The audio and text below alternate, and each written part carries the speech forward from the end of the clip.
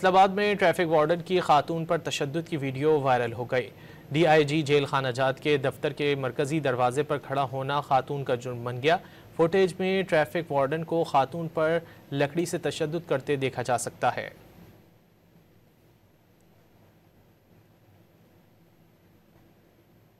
फैसलाबाद में traffic warden की खातून पर तशद्दुद की वीडियो वायरल हो गई। डीआईजी जेल खाना जात के दफ्तर के मरकजी दरवाजे पर खड़ा होना खातून का जुर्म बन गया। फुटेज में ट्रैफिक वार्डन को खातून पर लकड़ी से तशद्दुद करते देखा जा सकता है।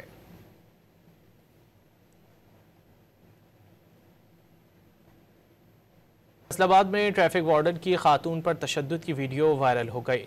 डीआईजी जेल खाना जात के दफ्तर के मरकजी दरवाजे पर खड़ा होना खातून का जुर्म बन गया। फुटेज में ट्रैफिक वार्डन को खातून पर लकड़ी से तशद्दुद करते देखा जा सकता है।